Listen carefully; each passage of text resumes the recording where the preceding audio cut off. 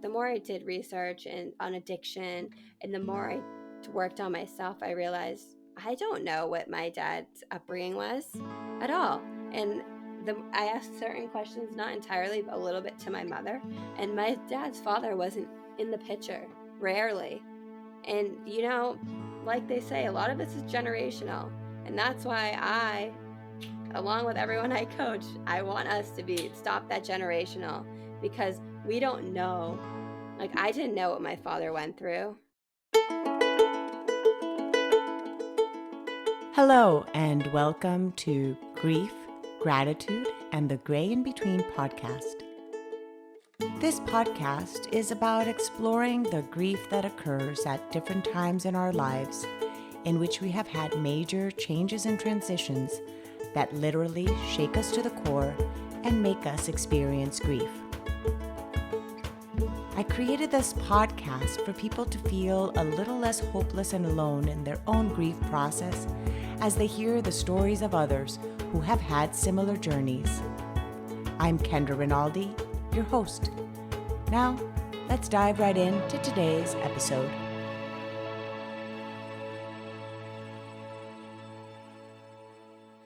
Hello, everyone. I am so glad you tuned in today to listen. Today, I have the pleasure of sharing with you guys the story of my new friend, Genell Gorman. She will be sharing the story. I'll just be listening as well with you all.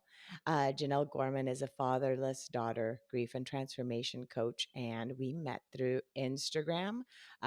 She actually listened to another one of the episodes, and that's how we connected. So I'm so excited to have you on the episode today. Thank Hello, you, thank Genell. you, thank you. Kendra, thank you so much for having me today. I'm Super so glad you're here. excited. Yeah, so So, when as we spoke oh, before, sorry, let me just, when we oh, go spoke ahead. before, you were in sunny Florida, and then when we were I just about to was meet, and now you're in New chilly, England. chilly Boston, chilly New England. So what's the temperature right now there? Actually, this is the last nice day, so it's about 79 degrees. So I'm taking Nice. advantage. So we're still, yeah, early. We're recording this in early October, so it's still nice and chill. Okay, so tell us a little bit about you. So you live in New England, and hmm tell the listeners a little bit about who Genell is. Of course. So I grew up in New England, born and raised. My name is Genell Gorman. I currently am a fatherless daughter grief and transformation coach. I help fatherless daughters heal their abandonment wounds that their fathers had left them, or what they had felt their fathers had caused internally. I work with daughters who have lost their father to death, have their fathers in their life, but they're just not emotionally present for them, and those who never had a father in their life at all. I started my coaching because I unfortunately lost my father at the age of 9, and I pent up all that pain and just numbed it for over 16 years until one day I just couldn't take it anymore and I had to get the help I needed. So, my goal is to prevent my clients from getting to that breaking point because it was so crucial. Mm. hmm Wow. Now, so 9 years old is when your dad died. And prior to Correct. that, too, you had mentioned to me when we spoke, your parents were divorced. So you were also, your dad didn't live with you when you were little either, right? No, so my parents got divorced when I was 3, and then my Mhm. dad had moved an hour and a half away up to Laconia, which was an awesome spot to hang out, and it was super fun. There was always great activities going around. But given the fact that it was so far away, it did make that abandonment wound feel even worse, even though I was seeing him every other weekend. Mhm. So at 3, that happens. Then at 9, he dies. And take us a little bit about that because you then were you the only daughter No, so of it's the me and of my your two brothers? sister. It's me and my sister Mhm. and my brother, but of my dad, it's me and my sister. So backwards a little bit, as funny as, like, not funny, but I was actually talking with my mother yesterday about how I had lost my dad. And she reminded me that 2 weeks prior to losing my dad is when my stepdad and my mom separated. Oh, wow. Yes, and I said, "Oh my goodness, I blocked that out." I didn't even, like, think of the time frame. Mm. So I've had, So like, that was 3 abandonment another wounds of since age 3 9. yeah. So Hmm. 2 men technically, but 3 different instances. Your dad when you were 3, then your stepdad 2 weeks prior to your dad It's then passing. dying. And you prefer the Mhm. word passing and passing when Either I or, refer to him? passing, Okay. Or dying. died. Okay. I Yes. just wanna make sure that I'm, Mhm. in tune with the same language Of you like to course. use for it. So then you're 9 years old, you're around what, 5th grade, you Mhm. lived with your mom at that time, you would see your dad at the age of 9, you would still see your dad every other weekend as well? Well, up until he passed away, yes. So Okay. from 3 to 9, I was seeing him every other weekend. So then how did your life change at that point then, and what do you remember? Because as you said, you blocked the part of even your parent or your mom and your stepdad separating. What things do you remember? So I do remember that I was constantly afraid that something was going to happen to my dad. And I would call him like every single day. And I This is when didn't they were realize, divorced? When they divorced or yes, okay, okay. when they were divorced and I was still seeing him every other weekend, I think I still had some fear within, or my intuition was so strong, as we know as kids. I think Mhm, our intuit, we can pick up more unless, like, once we're adults, it's harder for us to pick up because we have all this stuff in our head. But as children, we just feel at that moment. So I think what I was feeling was a lot of something was going to happen. And surely enough, my dad had passed away. Um, I was told by my mother it was a heart attack up until I was 18.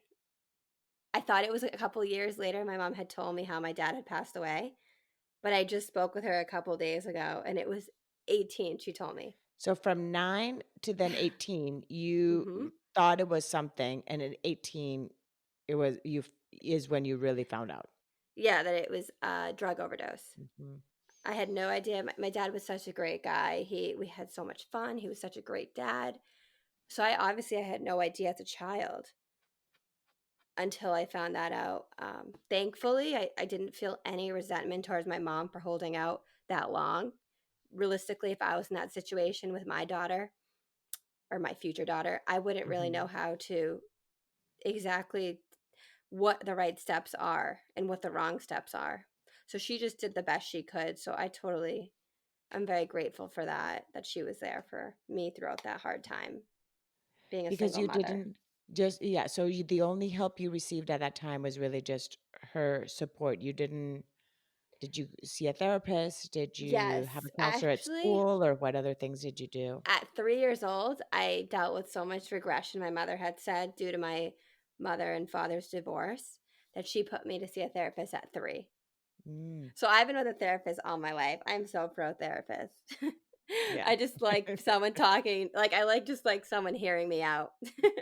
Yeah. Who So then doesn't? since the age of 3, you were already, yeah, with play therapists at that age, then Mhm. dealing with that, and then at 9, then you're still the same therapist that you saw at 3 was the one that was Yes. seeing at 9? Okay. Yep. And then my mom did have me go to like some support groups, which were nice, that I vaguely remember. And in school, I didn't get any help. I mean, I believe maybe a guidance counselor, but I don't think they have the resources that they should Mhm. have for kids who lose their parents, and Yeah, especially and so young. It's like, yeah, and so mhm. many things in school revolve around activities that have to do, like, with parents, like, "Oh, we're Exactly, gonna do an Father's art project." Day. Exactly, I'm Father's like, Day, or "Donuts with Grandparents' dad." Day. Yeah, or Exactly. "Donuts with dad today," or this, and it just automatically is an opportunity to make sometimes kids that don't have that figure in their life, that particular parent figure in their life, because it can happen with in marriages also that are maybe of 2 moms or 2 dads, you know what I mean? Like, in all the different Exactly. kind of dynamics that families Mm. are, or single parents, to I feel feel kind of schools left out. Yeah, I feel schools need to be more sensitive on that topic, Mhm. because not every like statistically what I've researched and read upon and everything and studied, a lot of people are single mothers, unfortunately. Mhm. So schools need to like be aware that it's not the whole cookie cutter family all the time. I just Exactly. think they should take those out altogether. That's my personal opinion. Yeah, no, because it does make it makes it really hard for the kids that are going through that situation. So do you remember conversations with your friends or things like that at school of when your dad died, like how you felt at school or with your peers? And your sister, you had mentioned your sister's older than you, right? My sister, yes, me and my brother, like I said, is from a different father, Yes. but we're all 5 years apart. But me and my Okay. sister are 5 years apart. Hmm. So then she her way of dealing with grief was very different Yeah, it than was. yours. But do you remember if you were able to talk to her about your grief? Do you remember any of that? No, I was not. Not that she wouldn't have allowed it, but no, I never spoke with her about my grief. So everything's pretty much a blur from 9 to about 18 then? Or when do you think that things started to come up and resurface? So tell us a little bit about when you started to know that there were these scars or wounds basically that were there from that experience, and how did Yeah, it kind of show up in your life? of course. So I would say high schools to college to up until just a couple years ago. I was acting out and I thought, oh, this is me partying. I mean, I'm young. I'm in high school. I'm in college. Isn't that what we're supposed to do? But I was like very promiscuous. I was acting out with drinking. And I had this attachment issue, or not issue, but problem. My personal problem is I would get so attached so quick to people when I didn't even or barely knew them. And I always wondered, I'm like, oh, I'm just a I fall fast. I'm just a big lover. But Mm, the more I did more research, now especially, it's such an eye opener. I'm like, oh my goodness. The reason why I attracted and was attached to people so quickly was my father abandonment wound. I didn't want people to leave me, and I'm so used to people leaving me. So I thought if I just clench on to people, mm, that they won't leave me. And surely enough, they always left. But why? It's because it wasn't even the right person. mhm, So, on top of drinking, acting out, getting in trouble with the police, nothing crazy, but my mom, I give her kudos for putting up with me. And then, so I realized the more research I did growing and healing with all my father's passing, I realized that all of my acting out actions was all just resurfacing from the pain I had within me. mm. Hmm. When you when you realized that, was it your therapist that allowed you to see that, or was it you coming into that realization? And I know that sometimes with therapists, like they just sometimes just guide you, and then you're the one that sometimes comes up with the assessment, as what happens sometimes, with coaches too, right? Sometimes it's just the aspect that somebody's there to listen you out, that you come up with your own assessment of situations. But how did that realization come to be? Yeah, so I think therapists definitely planted the seed, Hmm. but after I got out of a relationship last December, which was one of the toughest relationships, like toughest breakups I've ever endured, I want to say it was worse than my father's passing.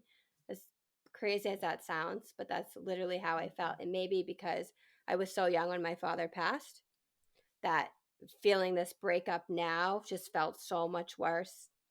I had a therapist who I was with during this relationship and seeing, and she had planted seeds of saying that a lot of my acting out and being with others who were unavailable. Oh, that's another thing I used to do a lot is being with emotionally unavailable people, people who aren't even available for themselves. And when they left me, I felt abandoned. But in the end, they can't even be there for themselves. How do I expect them to be there for me? But like I Mm, had said, I went through such a bad breakup and being left and abandoned and so many broken promises. I was so broken inside that I was suicidal at one point.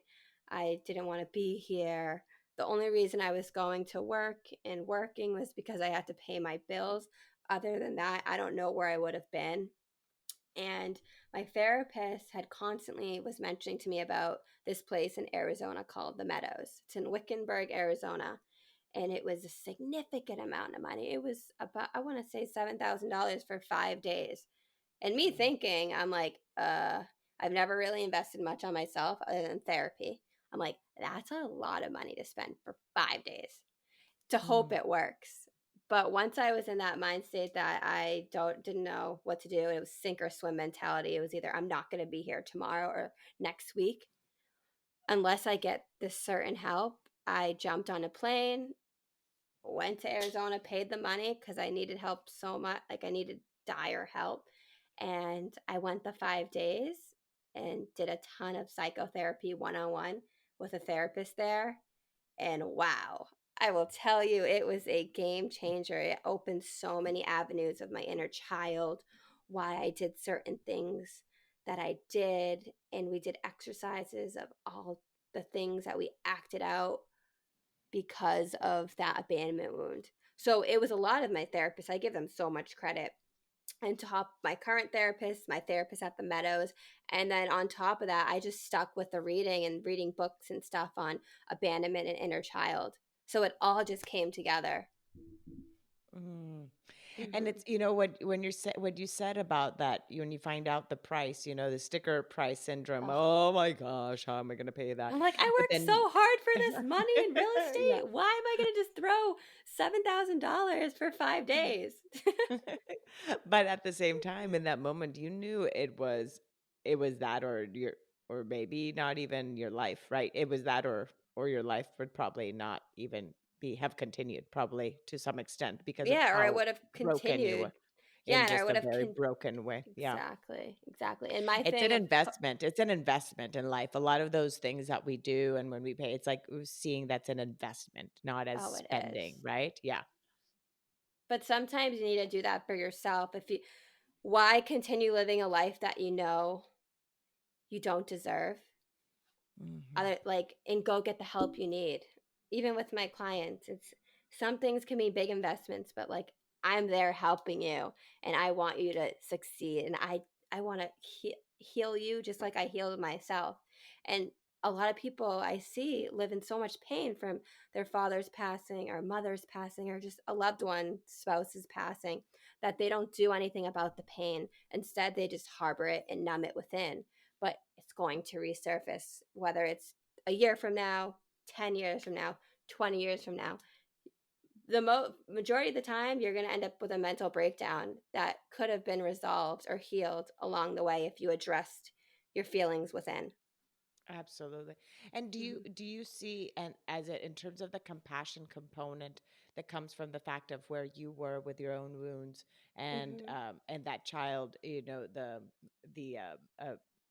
the child within aspect, do you now see that in your dad too? And we don't have to go into details, but is there like an aspect of you thinking, wow, my dad was just a kid that was hurting too and had unresolved Mm, things as well, and that's why his life went in the direction it went? mm. That was a great question. Yes, I did. When I was at the Meadows, and just now I have so much compassion for what happened. At first, I thought he had chose drugs over me. And this is when I was younger, like maybe when I was 18, I found out. But the more I've done, the more I did research and on addiction, and the more I worked on myself, I realized I don't know what my dad's upbringing was at Mhm. all. And I asked certain questions, not entirely, but a little bit to my mother. And my dad's father wasn't in the picture, rarely. And like they say, a lot of this is generational. And that's why along with everyone I coach, I want us to be stop that generational because we don't know. Like I didn't know what my father went through. I can't blame him for using drugs and then getting stuck in this. I personally think addiction is a sickness. I know everyone has their own views upon it, but yes, you get yourself experimenting with drugs, but then you're addicted. And it's not because you're choosing someone else over the drug. It's just the situation you put yourself in is really hard to get out of. Mhm. Yeah, I tell that to my kids all the time too. I'm like, you never know like what genes you have, right, Mm. in any situation, in terms of like not knowing that it's better not to open some doors because you don't even know if that's a gene Mhm. that you're gonna if you have the addictive gene, so they're kids, but I always like say, that there's a lot of things that out there with the same with gambling or any other thing that can be addictive. Right now, of course, a lot of us are addicted to social media and things like that too. So binge watching TV shows, things to Mhm. that extent too, right? But when it ends up getting to an extent that it's harming us, that's also, and harming or those around us, that's when it's also dangerous. Exactly. But yeah, but you're right, like when we're trying to fill a wound of a pain with something else too, and that's when it just kind of sucks you in that aspect too. And then what it did for you for many years, so you were when you were about then 18 when you found out your dad's real cause of death, but then Correct. you were then how old when it was just you're young, so it was just 2 years ago that you went to Meadows after your breakup, right? So you're still Mhm. you're in your 20s, but the correct, you're in your early 20s. I am mid-20s, Mid unfortunately. twen Why Now I unfortunately? wanted to Why? stop. I wanted to stop. You No. want to I'm stop? learning so Oh, much it wisdom. gets I'm better learning with so age, much yes. wisdom. It does. It That's the does. thing, and you've been through so much in your young age that yeah, at in your mid-20s already now with how much you've lived, you have already grown. A lot of times people in those 20 years would have not grown as much as you have because they would have not had the life experiences that you've been through in order to get them to grow to be who they are. So so you imagine like you've already like jumped a whole bunch of other years even ahead just because of the life experiences you've had. Um, Exactly. so Mhm. it's definitely yeah. I was Which just I'm gonna give you so kudos. grateful for. So thank Yes, you. yes, kudos. Yeah, because also too, like imagine now so early on in your own journey that you're now able to help others. So what then drew you? Because it's been only a few years in which you got seek your own help and got to turn your life around. How did that longing to keep on that basically breaking that cycle for others kind of come about? How did that surface for you? So, like I had said, after my relationship, I learned so much about myself that weren't some of the traits that I just did not want to have as a partner, such as anger. And a lot of anger was pent up from my father's passing. And I was like they say, you take out all your anger on your partner, whoever's closest to you. Mm. So I was a complete bitch at times. And Remember, I'm I like, can still put explicit on this too. oh, okay, bitch. But it's okay, it's okay. No, so, and at the same time, that's not who I am deep down. So I feel for the people I have been with, and I have treated them certain ways because that's not who I am, and they don't deserve to be treated like that. It was just hurt people hurting people, and same vice versa from what I've dealt with other people hurting me. And I just wanted this whole thing to stop and put a stop to it after the worst breakup I just dealt with. That therefore, after I did so much work on myself, I said, you know what? I want to prevent this from happening to other women, even young girls. Deep down, like down the road, I have idea of doing a nonprofit for young girls between 13 and 17, trying to plant that seed for them. But that's long term. Now, what got me into coaching was just I want to save people mentally and physically because father loss is it can be so detrimental to your health, and sometimes you just overlook it and look past it like, no, I'm totally fine, because that's how I thought I was those 16 years. I said I blocked out my dad's passing date. I have a full like rib tattoo, and with my dad's birthday and death date, I just learned my dad's death date this year along with remembering his birthday. But that death date, even though that was tattooed on me, I just blurred it out, blacked it out Mm, for 16 years. So when people had asked, I would just say, I don't know. So I mm, just want to save people from that because even if you think you're okay, losing a parent to death or not even having a parent in your life, it really puts a toll on you. And it's okay to get the help you need. It's okay to address how you feel inside. If you feel this void inside, it's okay. And that's so important for people to hear that, and to hear that from a peer too, to hear that from somebody that's been through it. Um, it's that relatability that really helps too. Um, so that, and especially you being young, the goal that you have of being able to help these girls in that very vulnerable and formative age of 13 to 17, eventually, of having that nonprofit. I see that. I don't You say that that's long term. I see that maybe being something you could do shorter term than you Probably probably shorter even term. think. Yeah, Probably. it's just Yeah. because of what you've already accomplished, even just in the time being now. Yeah. But because again, because you're not that far removed from having been that age, when you're able to help somebody that's just what, basically just a little one generation older than you, That's true. it helps. Yeah. It helps because they can see Exactly. that relatability. And it's not so um much helping them entirely, like healing them in an instant. It's more so because I understand I was so hard headed when I was 13 through 17. Oh my God. Like I said, kudos to my mother. But it's just the planting the seed. My seed got yes. planted, I would say, later on when I was 20, in my 20s. But if I can plant a seed for these girls in their 13, between 13 and 17, they'll eventually remember that. If they're going to have a breakdown, they're going to be like, oh yeah, I remember Genell had told me way back.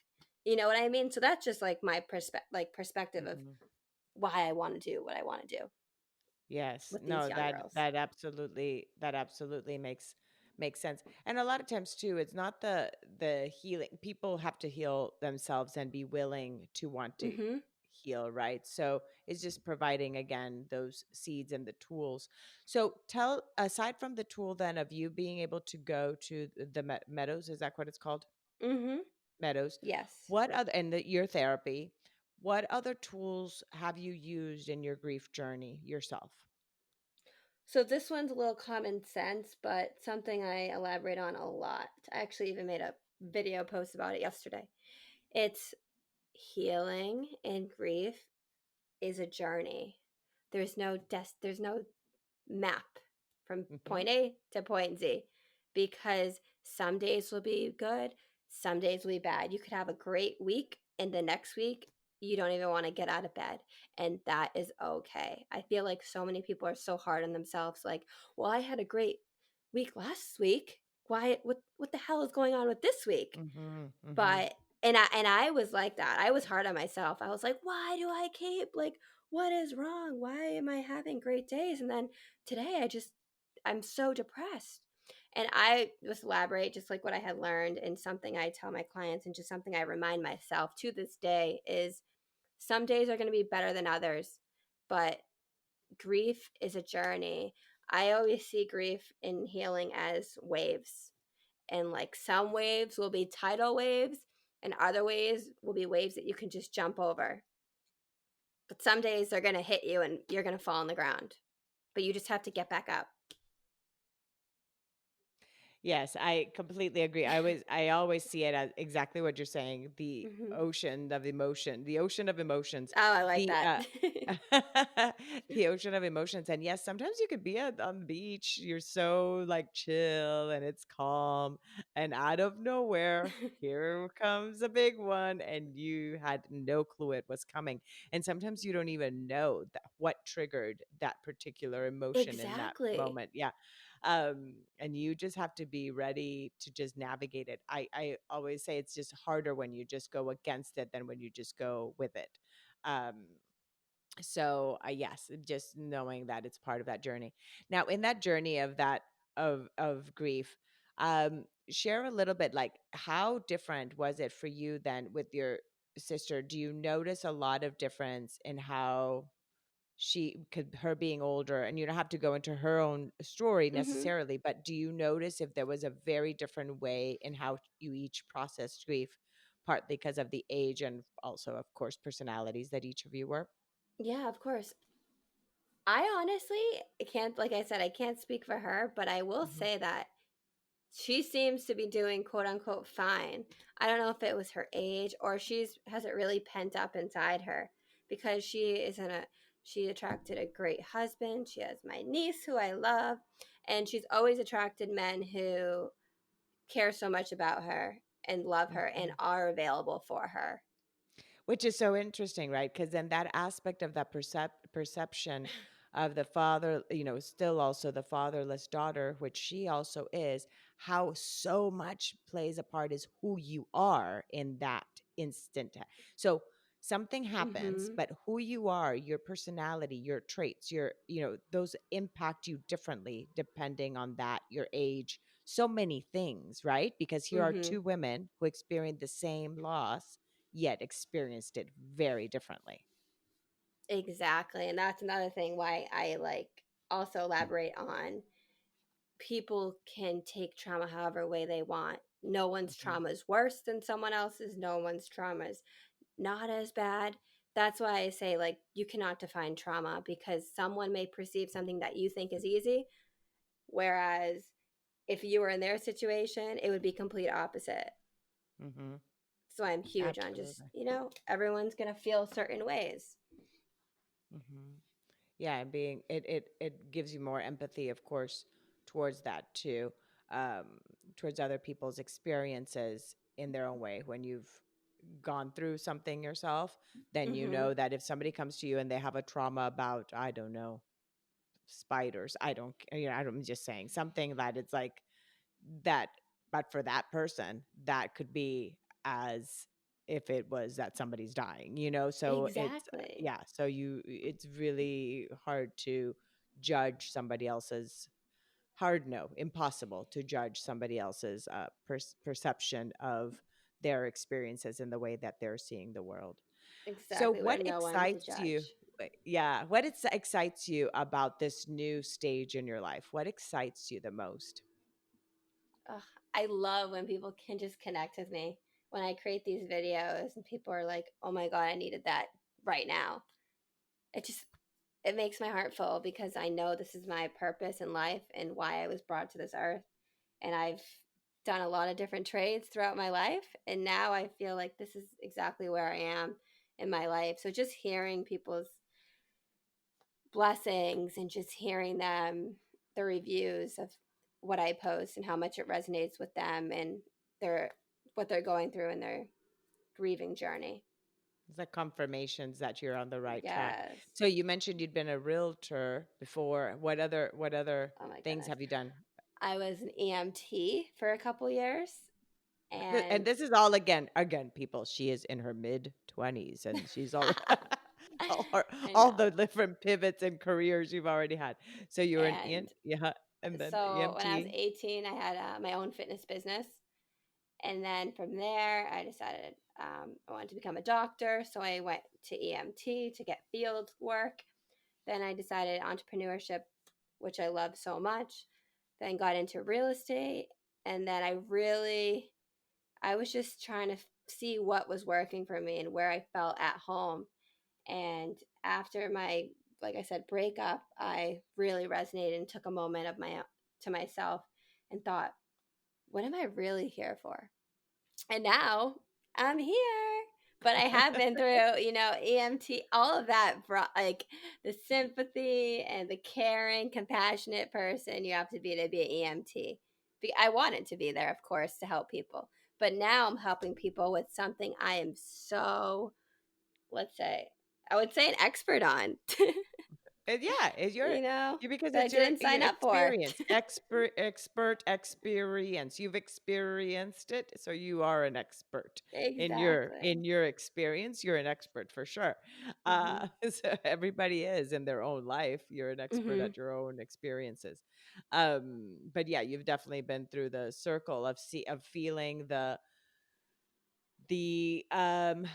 all the things that could go wrong from bottling up your emotions and how it ended up coming out in a way that was not um productive per se, and then how it is now after you've already opened that lid of being Mm, able to share your emotions and how now it just is flowing in a positive way to create impact. So what a big 180 there in your mm. life, just from 18 of really, that is that when you started to act out, was more 18 or even beforehand?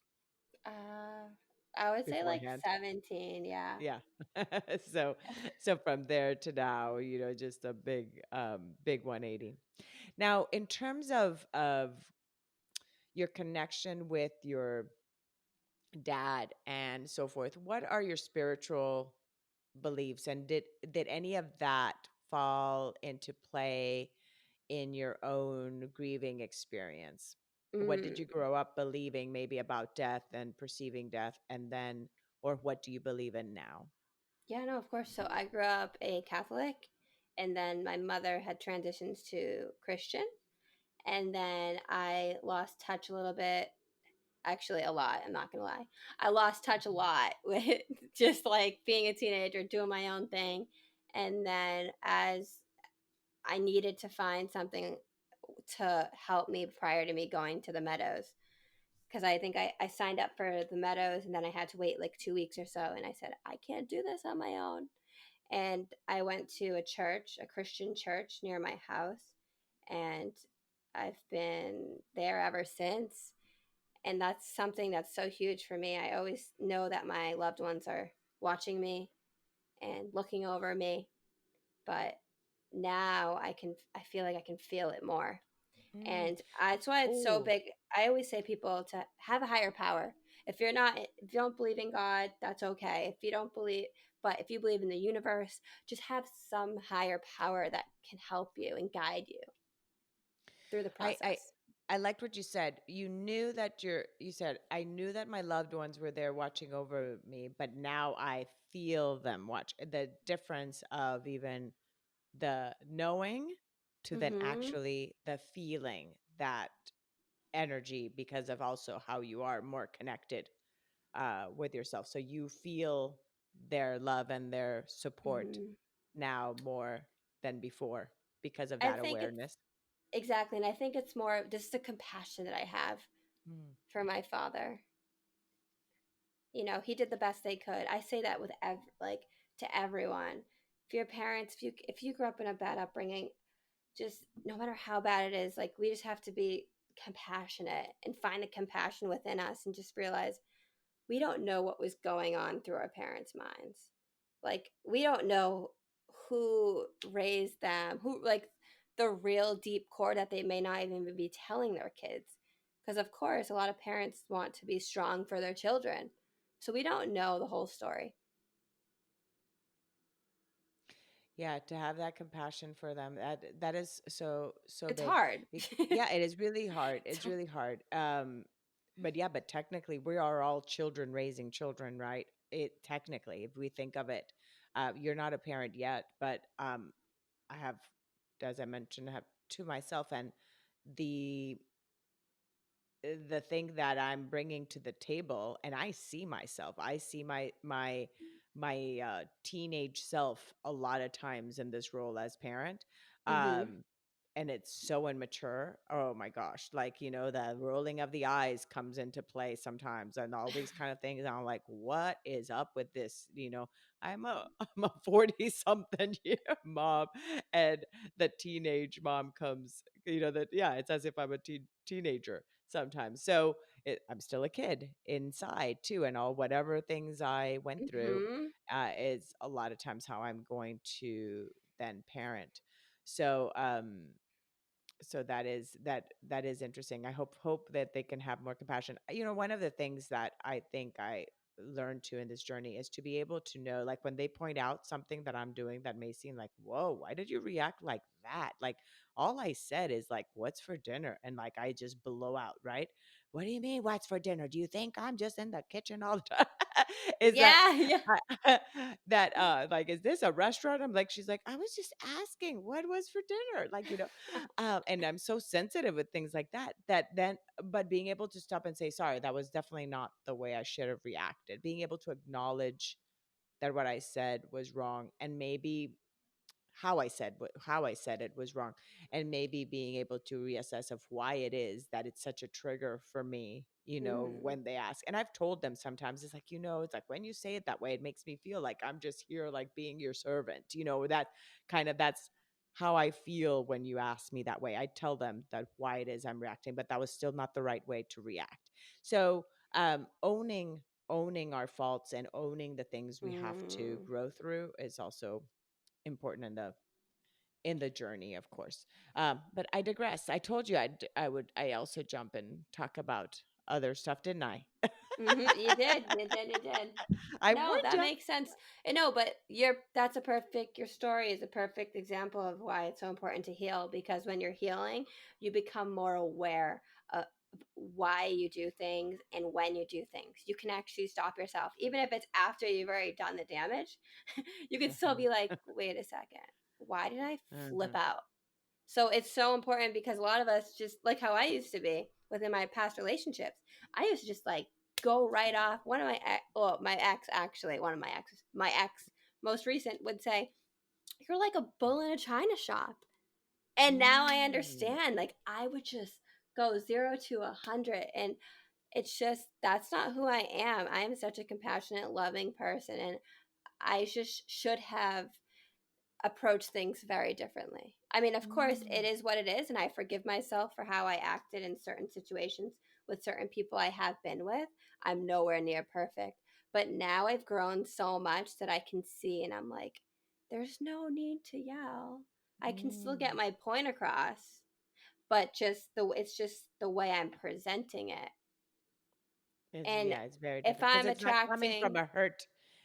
Now you don't react. Now that you know what the hurt is, uh huh, you are able to maybe catch the trigger before you react, mm hmm, because you're able to know that it's coming from the wound part of you, right? Of how you're, it's like, okay, how I'm going to react right now is going to come from this wounded child place. So exactly, how exactly. do I switch it? Yeah. And when we don't do the work, it's we're children. It's children parenting Hmm. children, or Hmm. children dating children. And Hmm. no matter what age, people can be Yes. 70s, 40s, and if they haven't healed their childhood trauma, they're still in that mentality of the little boy or the little girl. And it's just because they didn't address it, because they don't, Hmm. some people don't even know. But do you know when they say sometimes man child, or just sometimes like female acting like a little girl, or adult Hmm. female, it's because they really are. It's because they don't know better. And that's another Hmm. reason why I do my coaching, is because to help heal that inner little girl, so she knows that everything's okay, and that we're the parent now, and we won't leave her like so many people have left her. Hmm. That's just so beautiful that you Thanks. are now able to, yeah, to help others be able to view and redirect. Can I ask you, like, how do you find the time so that you're not reacting? Like, now that you know the wounds, like, Hmm. how do you like count to 10 before you respond to any situation? Like, how do you take that moment to redirect the way your body or your automatic pilot is going to Yeah, of course. come out? Yeah. So I breathe. I never Mm, would breathe. I would just react, like without even think. I would just react. And then I'm like, "Oh, why did I just say that? Like I don't mean that. I love this person. Why am I so hostile to them?" So now I just take a deep breath if I need two breaths, and then I either talk or I say, let's get back to this conversation, because right now mm, I don't want to say things I don't mean. This is a complete opposite person from who I used to be a couple years ago. This is But I do of course have slips. No one's perfect. And when I do, I actually made another video on this last week or 2 weeks ago, and it was how I address a trigger, or how I tell my clients or coach just people in general how to address a trigger. Is when someone or something triggers you, I always address it and say, hey, what you said really triggered me. I would appreciate it if you just didn't say that or do that again, at least not around me. And they're usually like, okay, that's fine. And then I looked more into that and I'm like, why am I trying to control someone What else they're doing. Oh, for I my watched own that one. triggers? Yeah, I Yeah. And watched I'm that just the like, video. Uh-huh. it came to me one day. Like, it came Mhm. to me when I was down in Florida and I was just like, wait a second. I'm like, this makes no sense. Like, I shouldn't be trying to control someone. I should be able to control myself and learn to control myself. So now what I do is I address it to the person, of course, so they're aware. And then as soon as that happens, I ask myself, what triggered me back in my past? Like, what even caused this? Because I need to get to the root cause of this. That way, I'm not telling every single person that I meet when they triggered me To about the change that. same thing that I told Yeah. one person. I'm not Uh-huh. repeating myself. You know, it's best for to change ourselves than us trying to control how someone reacts, because we don't have control on how people are. People are the way they are, as we know. It could be from their past, it could be how who their partners are and what they adapted to. It could be anything. So, what better way than to control our own triggers? Mhm. That is so true because it's like, yeah, you are making everybody else walk on eggshells basically, Exactly. rather than you yourself saying, okay, why am I changing the world rather than me trying to change how I'm reacting to the world? Because that is something I have control over. That is just so amazing. Now, you've mentioned your videos, so this has been great. Thank you so much. So many little pieces of information and tips that you've given in so many different areas that come, of Thank course, you. much more than just about grief. And that has just been so helpful. Thank you. What can you share how they can find you? And I'll make sure to put it in the show notes. But how can people find you? Of course. So you can find me on Instagram or Facebook. Preferably Instagram is where I'm most active. And my name is Genell Gorman. So it's at GENELL.GORMAN. And if you're interested in just talking to me, reach out, DM me. If you're interested in coaching, DM me. I'm also starting a support group. It's called for ladies. It's called Happiness After Loss, and it's going to Mm, be once a week, every Tuesday at 7:30 p.m. Eastern time, and it's free. And it's just a time for us to connect with other females who are in similar situations, who are also grieving a loved one. It could be a mother or a father, and just creating a space of comfortability and just a space to be ourselves and speak on how we're feeling. An outlet, I that would say. that is so good, like a little girls' club there, a pajama party, or some a girls' Yeah. club to or to be able to go over those emotions and of other women that have experienced similar losses as Mhm. each other to be able to check in and see how you're feeling. Yeah, because a lot of times when you talk to somebody that hasn't been through something um, like you have, there may not be necessarily that relatability or understanding of why is she talking again about her mom dying, or why is she talking again about her dad, Exactly. yeah, Exactly. so knowing that there's a space which you can do that without that judgment component, that is really beautiful. So thank you so much. I'm excited for everything that will come, I'm sure, of all these different opportunities. I'll definitely write your information below for people to contact you and follow Thank you you on so Instagram and get much. these again, some of the things you shared here, which were just free information and tips that you post Yeah, and on even always, Instagram there. Yeah. So there's a lot of free content out there. And of course, if you need deeper work, you can always connect to be able to coach. So thank you Mhm. once again, Janelle. Thank you so much. It's been such a pleasure. Thank you so much for having me. I'm so glad you were here. All Thank right. you. You're welcome. Thank you again so much for choosing to listen today. I hope that you can take away a few nuggets from today's episode that can bring you comfort in your times of grief. If so, it would mean so much to me if you would rate and comment on this episode. And if you feel inspired in some way to share it with someone who may need to hear this, please do so. Also, if you or someone you know has a story of grief and gratitude that should be shared so that others can be inspired as well, please reach out to me. And thanks once again for tuning in to Grief, Gratitude, and the Gray in Between podcast. Have a beautiful day.